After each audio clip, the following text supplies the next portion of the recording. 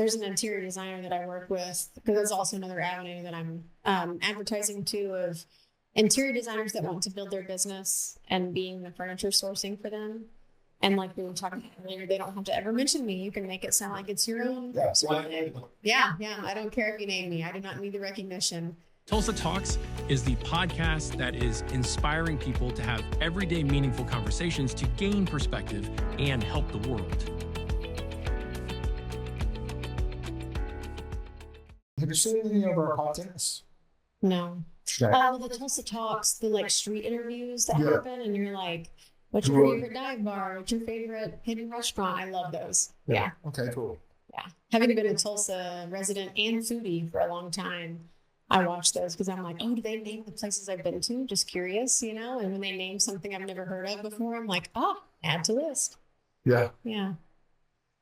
So you stage for a living, is that right? Yes. Yeah. Yes and? No? Yes and. So we love staging. We love helping realtors sell their homes and sell their listings. I know the pains that realtors go through. I know what they're dealing with. A lot of irons in the fire of one contract. So if I can help either with other irons that are in the fire, or I can be an iron that you don't have to worry about. Either way, it's a win-win. But so far, we're 100% on staging a home and helping a realtor sell it quicker than when they were selling it without it being staged. So 100% successful. Yes. So our very first stage that we did in Tulsa, it was a home that was also really unconventional. So that was fun because I love a challenge. But it was a duplex that was a 2-story home. So we had a kitchen, living, dining, and master bedroom on both floors. And she calls me one day in a panic, Monday at noon. She's like, can you please meet me? I need staging. My home's not selling. I'm desperate. And because it was a double stage, it took me about 3 days to stage. I had locked the door at 5 o'clock on Thursday and I was done. I said, you're good to go. So she told her realtor, and her realtor scheduled an open house for Saturday, and they had a full asking price offer on Saturday. Wow. Yeah. And it closed. So that might have saved a few dollars, that minor investment into staging. Yes. Did not have to cut price. Correct. Yeah. No price decreases. She just sold it for asking. So that was a huge testimony. We loved that. And it was our first stage. So we were really proud of that. But yeah, so now we've got a couple more stages that we can say that about. That one's my favorite story just because it's so unique. What year was that? That was this year. I mean, I opened this year. Yeah. So off to the races, just because I know what flippers are dealing with. I know what realtors are dealing with, and I know how to help you. So when I blast my video on social media of my stage, I'm not just going, hey, look at how pretty this furniture is. I'm highlighting the home. I know what buyers and realtors are looking for in advertising for homes. So I include that in my video. I'm promoting it for the realtor. Having been a realtor for 10 years, I know a lot of realtors. I'm friends with them on Facebook. And so when I blast it with that verbiage, other realtors are seeing it. Right. So you believe in partnering in the community instead of solo looking at you. Yes. Yeah. I don't even need to be, I partnered with interior designers, and I say, when you tell your clients how you're sourcing your furniture, you don't have to include my name or my business name. You're capitalizing on my savings. I'm making money, you're making money, and our client is saving money. So you basically are willing to white label this for your customer? Yes. Yeah. I don't do it for recognition. I do it for the community. I love the community. I also am a big advocate of entrepreneurship, and I want to show people that you can be an entrepreneur. There's a spectrum. It's not just I own a small business or I own a multi-million-dollar business. You can own a $100,000 business, you know. So showing that as well is important to me. And you have realtor experience? I do, yep. 10 years. It started with property management. My dad owned some rental properties, and then he grew. And as he grew, my company grew. His relationships with other landowners and landlords, that grew as well. So I started managing their properties, and I just expanded on that. And that's what started the real estate background for me. When I exited that, I got licensed. So then I learned more about realtors and what they go through, being a realtor and being a realtor for flippers, learning what they go through. So I've learned the ins and outs of multiple different facets of real estate, and I know how to help them. And you ended your realtor career? I did for this, yes. Yeah, I still have my license. It's just inactive. But yeah, That's a big step. it is. I got the real estate license because I knew that I loved real estate. I just adore it. I love how every contract is different, every property is different, every owner is different, every client is different, and I loved that part of it. But I'm not really good at going against a current. So battling against other realtors for clients and stuff.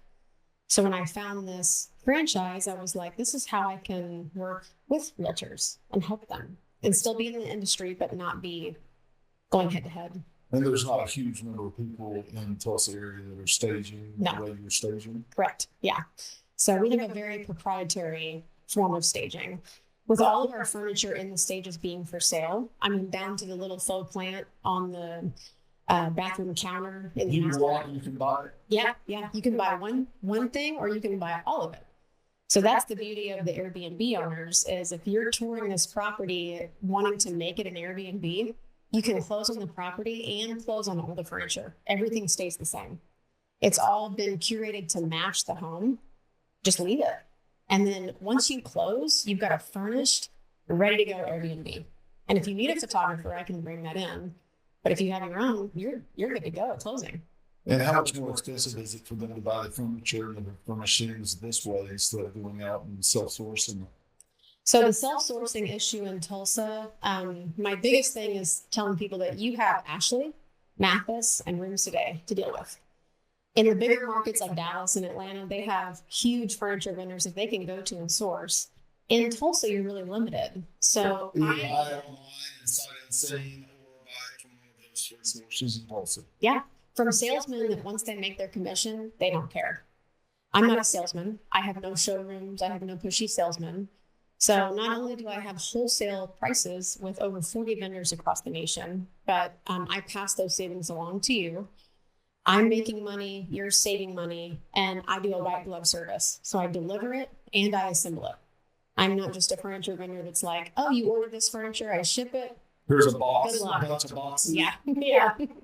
I have 85 Allen wrenches in my warehouse ready to assemble your furniture for you. So you do some of this work, physical, putting it together? All of my prices include assembly and delivery. Yeah. But I mean, you're the person that I am the one. Yes. I do not.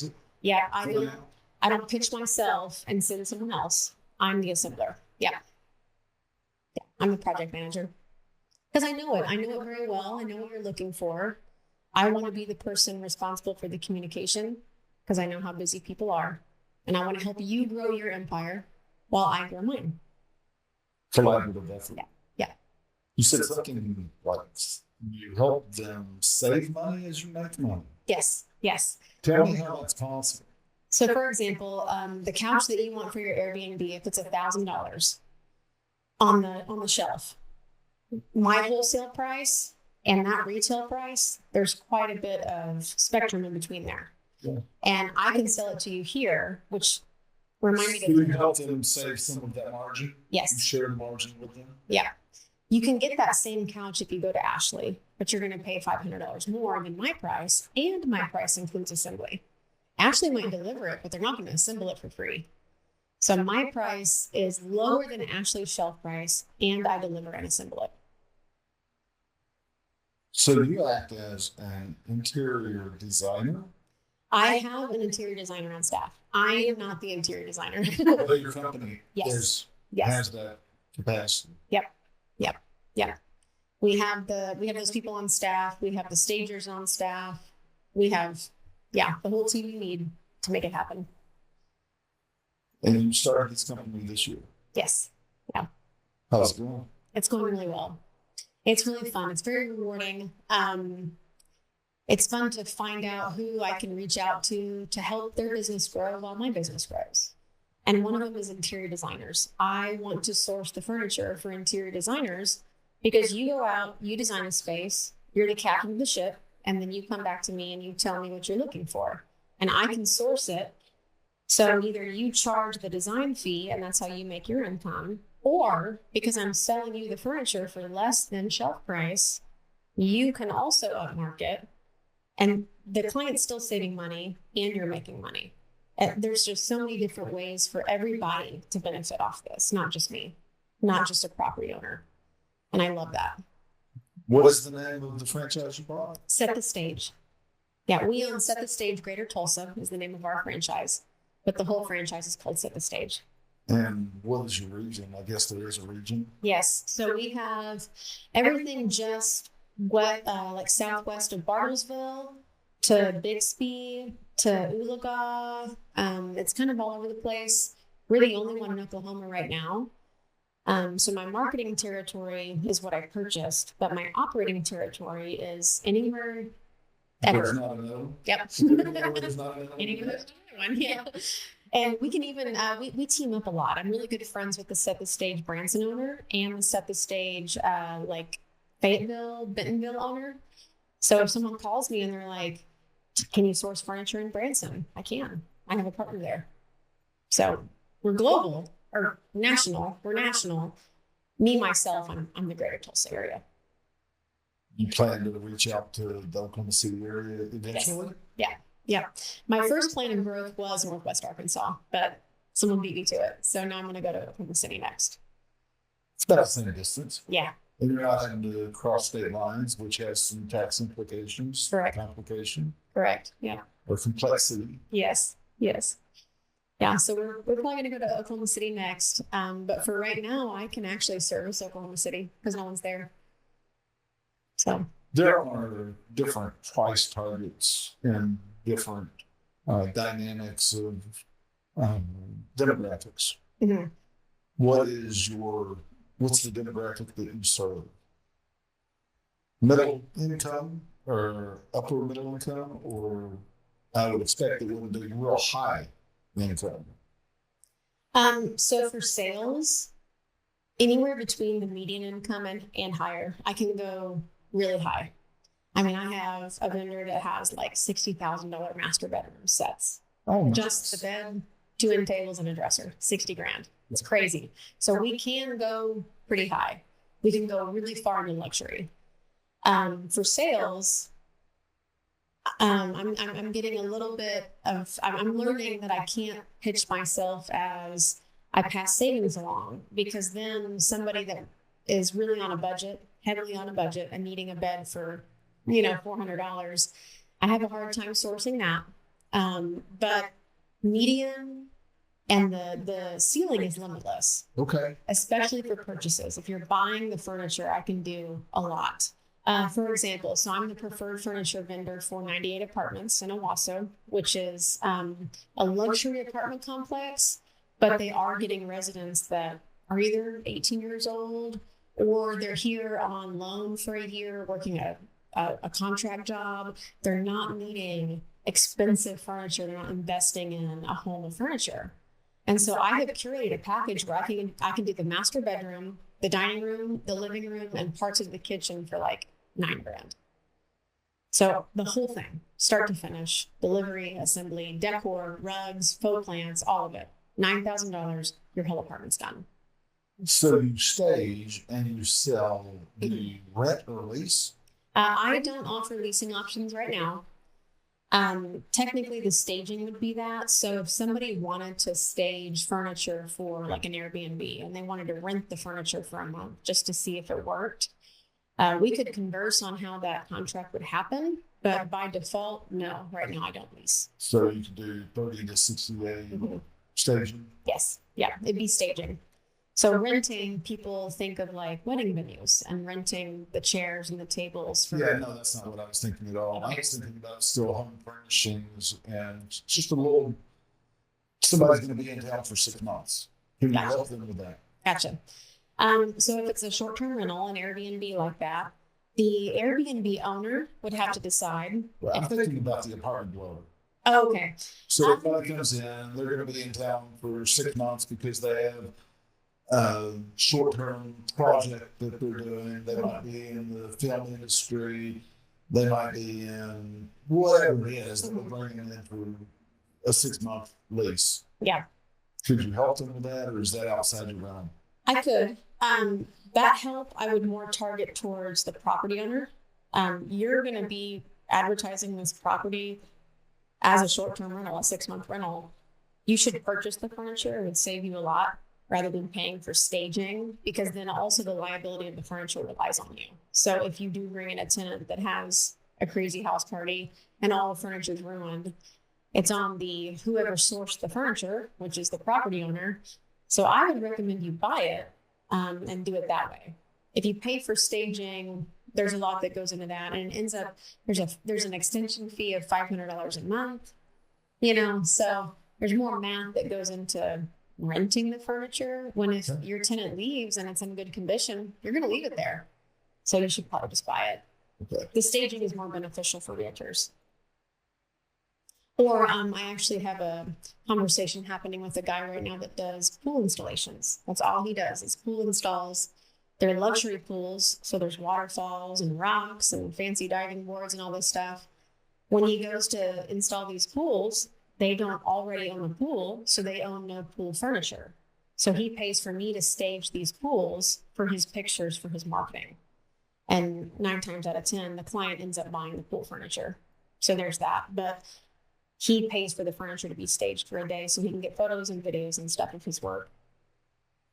Yeah, that's something that we dealt with when we were in the landscape and irrigation business in the retaining wall industry years ago.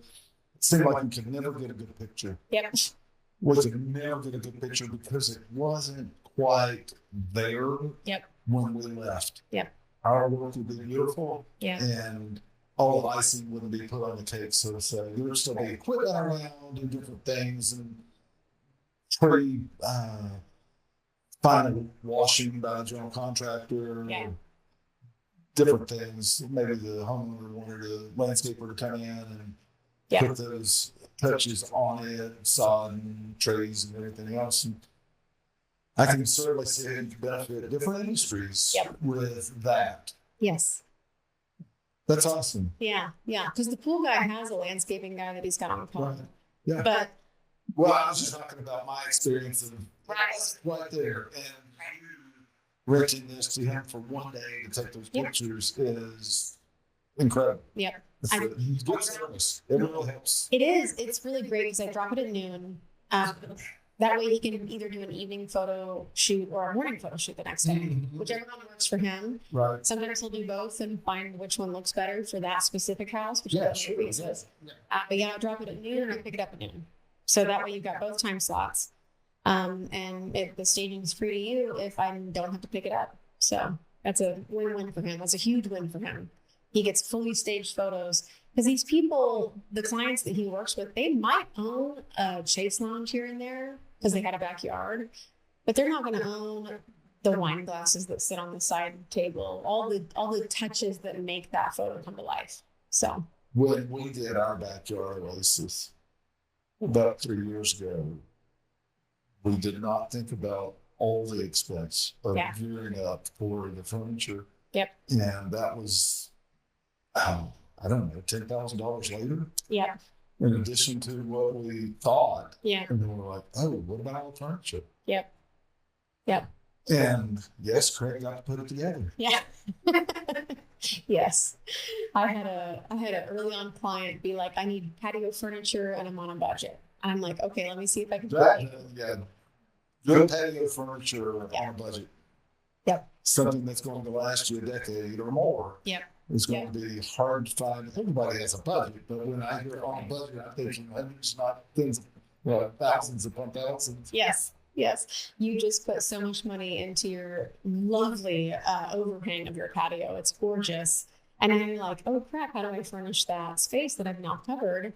So she comes to me and I sourced what I could, and she finally picked a set, and she was like, to save money on the cost, I'll assemble it myself. And I was like, okay, all right. So we wiped the assembly fee. We delivered it to her, and about 2 weeks later, she was like, I hate this. And I was like, that's why I charge an assembly fee. It's not fun. We had like 30 sitting bar stools, chase lounges, whatever, in our backyard now. Yep. Around 30 of those, and I got to put every one of those together. How fun was that? To me, they're about an hour apiece. Yeah. It's a lot. When you get really familiar with an Allen wrench, it doesn't take that long. But yeah, when people say, I want to save money, I'll assemble it myself. I'm like, I hope you know what you're doing. Fair warning. Yeah. Fair warning. Yeah. Which I can do that. I can do that. But Yeah. Fair warning. Would you go to that person and help them after they said? Yeah. If they called me and they said, forget it, put that assembly fee back on the invoice, send it to me and I'll pay it, I'm in. Yeah. I'm here to help people. I want to help people. That's important. I certainly think that, or excuse me, I know that I've realized in the middle of some things that the perceived expense is what I call cheap money. Yeah. That's absolutely true. And for me to walk into a house and not have it furnished. Yeah.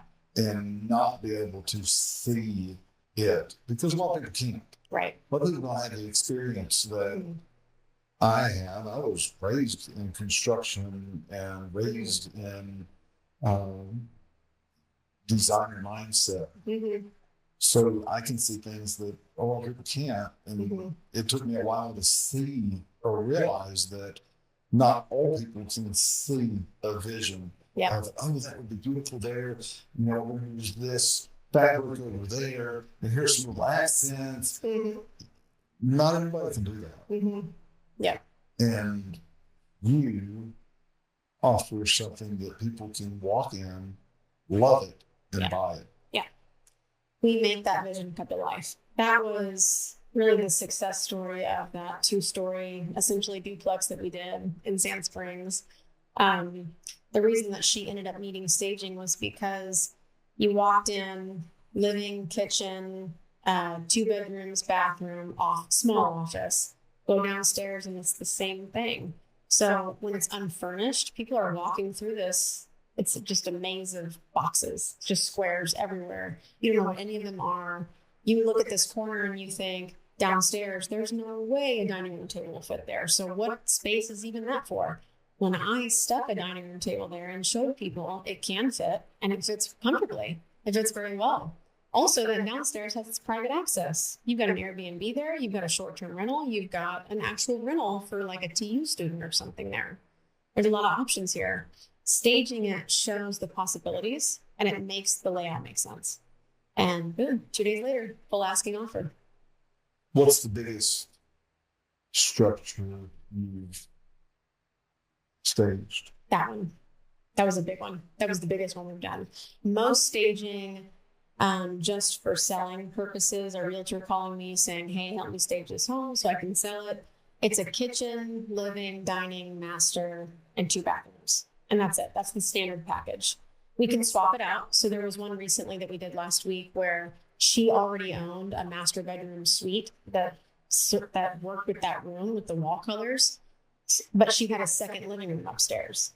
So I was like, well, let's swap those then, because I don't need to charge for the master bedroom if all I'm doing is bringing in 2 lamps and a rug. And then I'll do that second living. So we swapped them. So I'm very flexible on how I make the packages happen for people. But yeah, that Sand Springs one was by far the largest. 2 livings, 2 kitchens, 2 dinings, 2 masters. And then walking through it and going, oh, that's a small office. We need to get a desk in here too. So buying a franchise.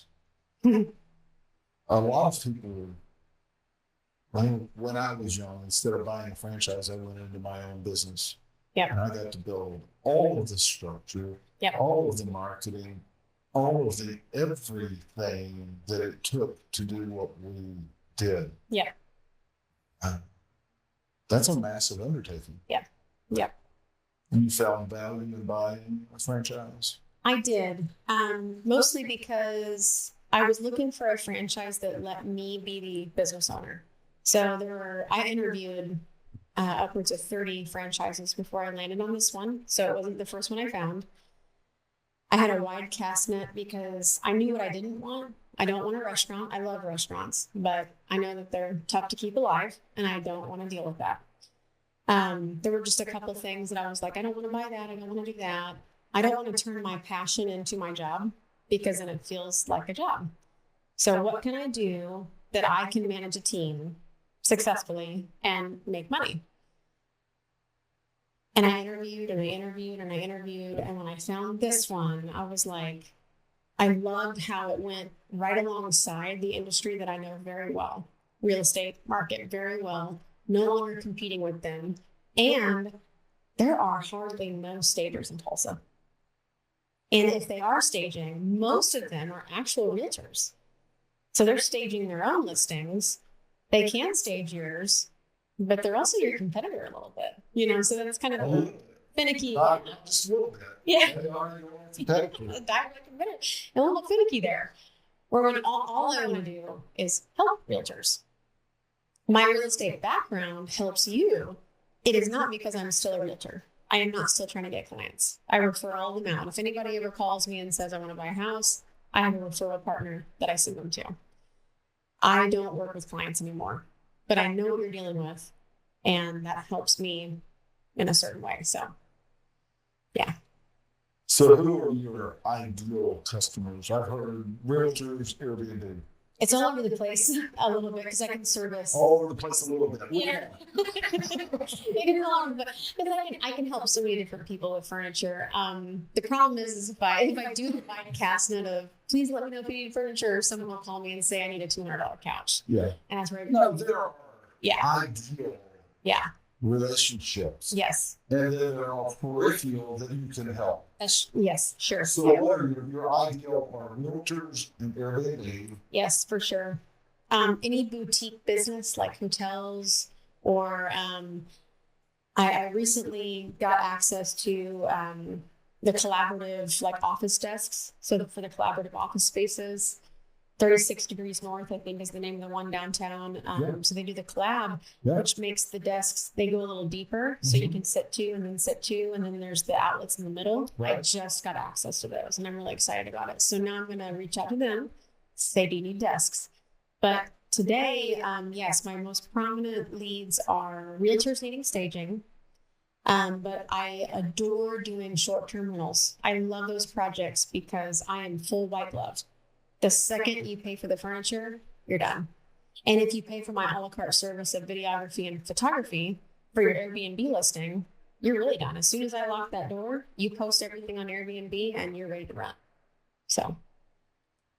Are you partnered with social media marketing people that can help that as well? So the franchise offers support on that front. I have social media marketing people with the franchise that help me with that.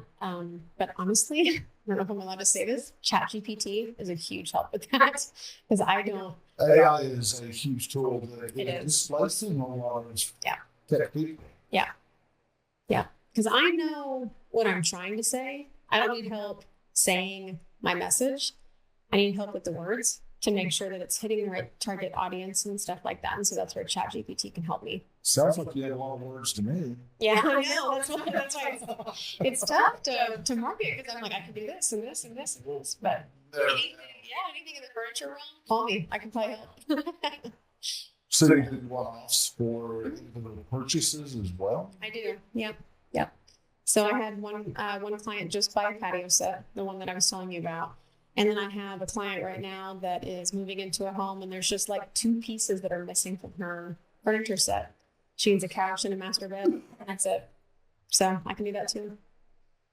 And the beauty of it is, so if you enjoy shopping at Mathis Brothers, you enjoy your selection only being that 10,000 square foot warehouse, whatever it is. That does kind of narrow it does. down, and then it does help people make a decision sometimes. Yep. Back when I was in one of our businesses, I learned to give people 3 or 4 choices. Yeah.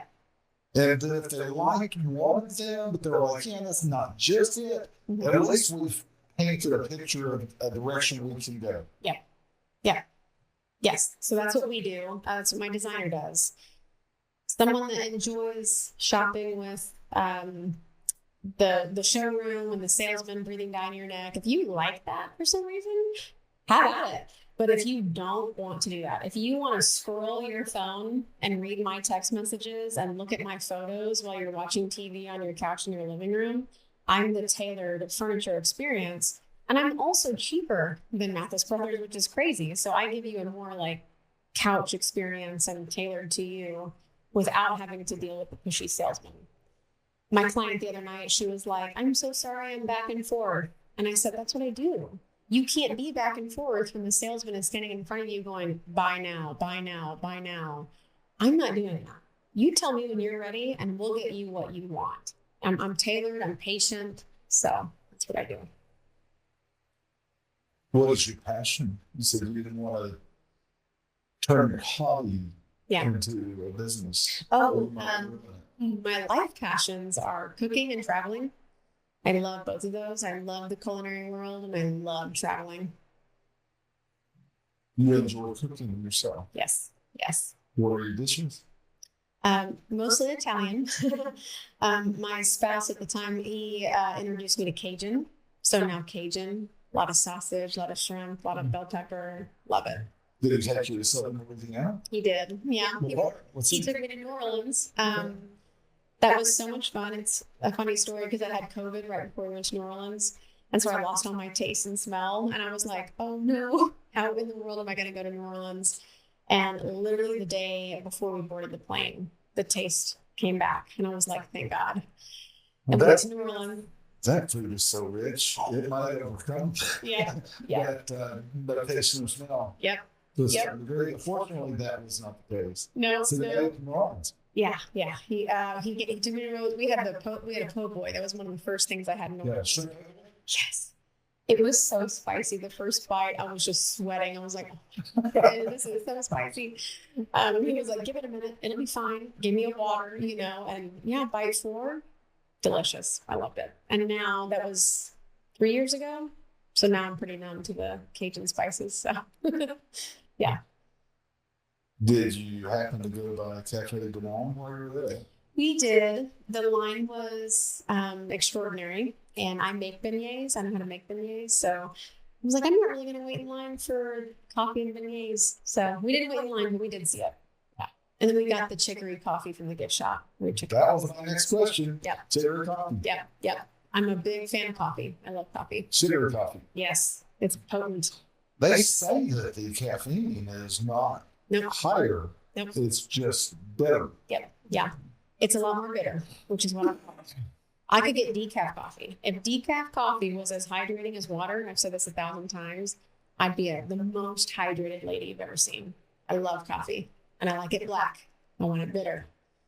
I would go to coffee shops and say, 12-ounce coffee, 4 shots of espresso, and they're like, do you know what you're ordering? And I'm like, yes, I do. I love coffee. I'm about to get jolted. Yeah. My wife, she makes coffee. One of those old school coffee pots, Mr. Coffee or whatever. It's not one of the new fancy ones that put the Keurig or whatever. And those filters. She fills it all the way top. Lady after my own heart. All the way top. So, believe it or not, coffee saves in the refrigerator. We put it in a glass container. We put it in the refrigerator, and she drinks 1 cup a day, and I'll drink my 1 cup a day as well. But I cut it quite a bit. It's 1 cup made into 3. Yep. That's cold brew at that point. That's steeped for quite a bit. That's very caffeinated. Yeah. But it's so bitter. It's so good. I love it. Yeah. I looked into restaurant ownership. I looked into sort of that's the number one business to go out business. Yes. Restaurants. Yes. Yeah. When we started our business in 94, I was a lawn care contractor. Started it by myself, did it by myself the first year. Successful first year for back in 94. I think I made like $80,000 in revenue. Wow. Running around myself. Yeah. And growing the business. And in the second year, we launched into multifamily dwelling and all of that, and had 3 crews running and all of that. So I say that to say this: lawn care was, I don't know if it still is, but number 2 business to go out of business. Yeah. What is the staging business like? In Tulsa, very not that, because there's just not a lot of them. So when how do you, without enough of those existing, how do you market the perceived need? Because if people are not currently doing it, it seems like it might be a little bit of an education to help them realize what they're gaining. Mm-hmm. Yes. So not doing it is really just a bipartisan side effect of Tulsa not having a lot to offer. Because when realtors in Tulsa will tell me, well, no one uses that, then I can show them side by side comparisons of neighborhoods, just selecting neighborhoods in Tulsa and in Dallas or Atlanta. Yeah. So Tulsa, that neighborhood in Tulsa's days on market average is 100 days. This neighborhood in Atlanta that's a city that prominently uses staging, that neighborhood's days on market is 40. So just because Tulsa's not doing it doesn't mean Tulsa doesn't need it. Because there's other markets that are doing it and they are selling quicker. Tulsa's just really used to seeing a pretty high day on market. So again, going off of gauging when you got licensed. And I don't mean to be judgmental about that. It's just knowing how you know the Tulsa market. I met the Tulsa market as a realtor in 2012 when a client would come up to me and say, my top dollar is $200,000. My search criteria was $225,000 because in Tulsa, you're not paying asking price ever. And you want to own a home. Yeah, the last whatever period of time since COVID. Yeah. Has it changed now? Oh, yeah. Oh, yeah. This year? Yes. So COVID made everything have a 1 day on market. Not a single listing would last on the market for longer than a day. As an active realtor at the time, I had listings that should not have sold quickly just because of condition and location, and they sold that day with a feeding frenzy of realtors like arguing about purchase price. The $1 million homes are a different sector, so they will take longer just naturally. But $1 million in Tulsa market is a pretty nice house. Yes. And that's going to take. Go to other markets, go to Buckhead, Atlanta, go to Los Angeles or whatever. Yeah. Those are cheap. Normal. Yeah, that's very standard. In Tulsa, that's not standard. So, the difference in the market from COVID, recovering from COVID made everything under $500,000 sell in 1 day. And a lot of realtors got licensed then because they were like, oh my gosh, this is money, fish in a barrel, right? Easy money. Yeah. Now in 2025, they're like, oh dear, what do I do? So they're trying to figure out how to sell listings on their own. And that's where staging really comes into play. And like I said, I've looked into a lot of staging companies in Tulsa, and most of them are active realtors staging their own listings. So wouldn't it be great to have a stager that has no interest in the listing? I have no interest in it, but I have the knowledge in it. I can help advertise it. I can talk about it. I can sell your listing to people with the realtor knowledge that I have without being a competitor. So I want to be a teammate. Have you any case studies, proof of concept? Oh, yeah. In the Tulsa area or other like markets? Yes. So there's like markets that my franchise have done. They've pulled the numbers for that. That's what they pitched to us when we purchased the franchise. For me personally, having done market research and just getting a feel for who my competitors would have been, what kind of business are they doing? I'm seeing a lot of stagers that they're beating me on price, but they're not beating me on quality. If you beat me on price, it's because you're self-moving, which means it's you and your husband moving in and out of a U-Haul. That's tiring. So you're gonna tap out a lot faster than I am. You're gonna be done with this. You're gonna be like, I'm tired of moving furniture. I'm tired of being a mover. I'm tired of running a U-Haul. I'm not doing that. I hire professional movers, so they're doing it. You've got that. Most people are on a 30-day price, so they charge $1,500 for 30 days. I charge $2,500 for 60 days.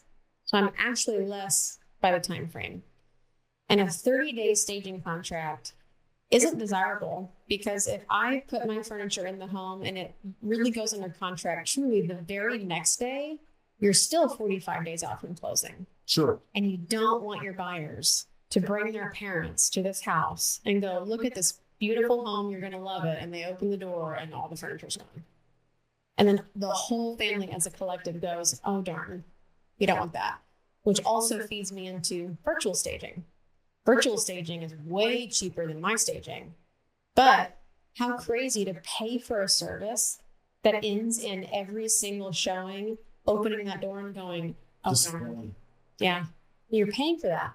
Paying for disappointment. Yes, that's crazy. Overpromised, under-delivered. Yep. And in that room, did they truly scale the queen bed to the wall? Truly? How do you know? Yeah. How do you know? I do, because it's there. So, yeah. Staging shows a lot of possibilities and potentials for a property, which that's where my true passion lies, is showing people the potential for a property. Yeah. So, my passion is in showing people potential within themselves and their community. yeah, I love that. And that's where I really hope one day I get plugged into somebody. I've reached out to quite a few different facilities in Tulsa that have a mission that I truly believe in.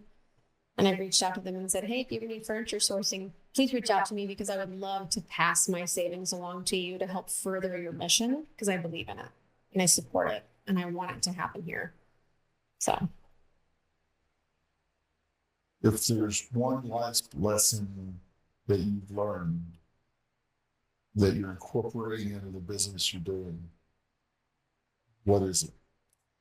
I won't take the credit. It's a Winston Churchill quote. But success is not final and failure is not fatal. That's something that I've had to really carry with myself. I'm only 36. I just turned 36 last weekend. When I was 18, 36 was old. All right. Same. And now I still feel so young. I've got so many years ahead of me. And it's a tough roller coaster. I have certain ways that I've quantified success with myself, and that's just thrown all to the wind now as a small business owner. It's not just about the money you made that day. It's not just about the connection you made that day. So learning that success, as great as it is, celebrate it, but it's not final. It could stop. But failure is also not fatal. Like, it's not going to kill you. So you can recover. I watched a documentary about Churchill, Winston Churchill, not too long ago. Yeah. In the last 6 months. And he elected to go into the military. He'd walk on the battlefield as bullets were flying and everybody else was hitting the ground. He said, I am not going to take my last breath until God removes me from my body. I am set for my destiny. And he led from that position. That's what I want people to buy into. Yeah. I want people to buy into, you are here for a purpose. Mm-hmm. Your purpose can be well embraced. Mm-hmm. And victory and failure are only concepts of the mind. Yeah. Yep. And honestly, that's what I loved about that quote, because my biggest icon in entrepreneurship and small business ownership is a man that made a really good business idea. He made a really good business purchase in 2009, and it was on a really good trajectory. And then he had one small hiccup, one little bump in the road, and he felt like it tanked him at an older age, like 50, 55. I didn't know that I was an older age. I'm just launching this thing. Older, I said, not old. But an older age where he thought he was done. He thought that he'd done it. He thought he had executed the retirement plan and all these rental properties. That was it. This is it. I did it. And then hit a really small bump in the road. And with rental properties, with Section 8 rental properties, one small bump can really put you under. And it did. Put him under quick. And he beat himself up over and over. I should not have done that. I'm so mad at myself. And that was literally in 2019. And now he's fine. 6 years later. So, success. He didn't quit. No, success is not final. Failure isn't fatal. If he had quit. Yeah. Yeah, it would have That failed. would have been, Yeah. that would have been reality. Mm-hmm. But he didn't, even though he was upset, he didn't buy into that reality. He Right. didn't allow that to destroy him. Right. I Right. know a lot of people, I've met a lot of people on Tulsa Street Talks where we go to various places, and some of it's the homeless communities. Mm-hmm. One guy was 25 years old. His mom died 10 years before. Wow. That his mom's death at the age of 15 ruined his life for 10 years so far. And he said he didn't want it. He wasn't ready to embrace the pain that he would have to walk through. Yeah. He was ready to just sit in summer. Mm. And he done it for 10 years. Man. Yeah. I can't imagine. I could not imagine going through something that detrimental. And allowing it to be Yeah. that detrimental. Yeah. A lot Yeah. of people lose parents, lose Mhm. children. Some of them let it destroy them. Yeah. It hurts. Yeah. Yeah. My mom has a heck of a story for her life. The trajectory that she was on should have resulted in her being a really terrible mother. And she was not a terrible mother at all. She was a wonderful mother and is now a wonderful grandmother to my daughter. But it's really crazy seeing the trajectory that her life should have gone down. And it didn't, because she made one decision, be better. And that made all the difference. So Tell me that quote again from Churchill. success is not final and failure is not fatal. And I'm really clinging to that because I unfortunately am addicted to immediate results. When I step into a gym, I want abs immediately, and that never works, unfortunately. I wish it did. So I'm used to seeing, and most of society doesn't realize it, but they are used to seeing that. I applied for a job, I got the job, and now I make this much money. That's an immediate result. When you start a business, your goal is to make that much money, but you're not going to do that day one like you are when you're hired somewhere. So Realistic expectations through projection. Yeah. And if you don't have the wherewithal to continue walking it out for a period of time, Yeah. you shouldn't start. Yeah. Yeah. If you are starting this to make money, be careful. That's what I tell people. If you're starting a business just to get rich, be very careful. I genuinely, because when I decided to buy this franchise, I could have just gone and gotten another operations job. Before this franchise, I was the director of operations for a couple different companies, just because I know how small businesses work and I know people. I know how to hire and fire. So I did ops for people for quite a few years. So taking that knowledge into this business, I was like, oh, I've got this. I know how to do this. I've done this for other people. The launch phase, I forgot, doesn't have a paycheck. So that needing immediate results thing was a struggle in the beginning of like, I can't define success off of the dollar amount I made today. That's not how that works. I'm defining my success off of the relationships I'm making. Who am I building business relationships with? Because are they the people I want to work with? Again, like I said, I want to further, there's certain relationships I have because I want to further your vision for your business.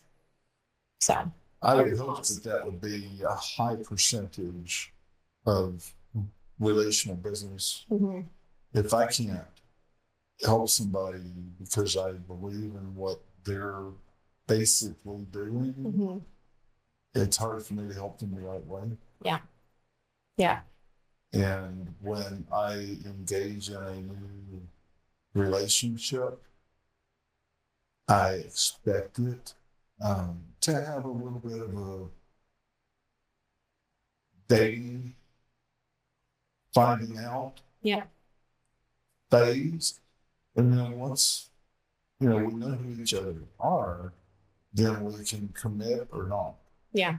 And once it's committed, that's hopefully lifelong. Right. at least career long. Yep. And hopefully we have a better relationship than just our career.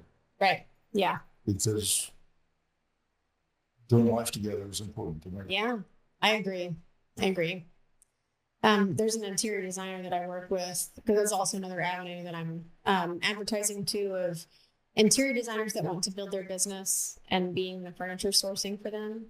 And like we were talking about earlier, they don't have to ever mention me. You can make it sound like it's your own. Yeah. I don't care if you name me. I do not need the recognition. I just want to help businesses and also, pay for my life. So there's an interior designer that I was talking to, and she ended up sending me a client that was in the middle of a divorce, a really hairy divorce. She sends this client to me because she's like, I think you can give her the empathy that she's needing. And I've been through a divorce, and I've been through almost her exact divorce that she's going through. And so I was able to talk to her, and she apologized 1,000 times. And I'm so sorry, I'm back and forth. I don't know what I'm doing. And I said, that's okay. Isn't it better to make that back and forth decision from the comfort of your couch via text message while watching Netflix and standing in the showroom with a salesman who is not going to make $1 until you purchase something? Honey, I'm making dollars on other people. I don't care if you make any. You could say, forget it all, I'm sitting on the floor. That's okay. It's not a waste of time for me. I want to help you. And I've also been through what you've been through. So I adore that aspect of it. I love when I get a grip on a client that also needs a friend. That's my favorite part. So it's good to be out in public and not have to turn the other way because you've done somebody wrong. Right. Yeah. I have a really good reputation in the Tulsa market, real estate and now furniture. Yeah. Yeah. I genuinely am out for the good of people. I try to help. I want to help. So staging, selling, and building relationships. Mm-hmm. Yeah. I love it. The staging is fun because you'd be very surprised at how easy it is to stage, how easy it is to curate the furniture. I'm not a designer. That's why I've hired a designer. She was out sick last week when we had a stage, and I had to do all of the pulling myself. And I was FaceTiming her. She was sick in bed. And I'm like, is this going to work? Is this going to work? Please help me. I don't know what I'm doing. This is your job, And she was like, you're going to be fine. You're going to do fine. I had her help. But turns out all the furniture I picked, we got into the house and it looked great. So I was like, okay, we can do this, So that's the fun part of it too, is getting creative with the furniture. I love it. But then when the realtors text me and they say, bless you, we got a contract.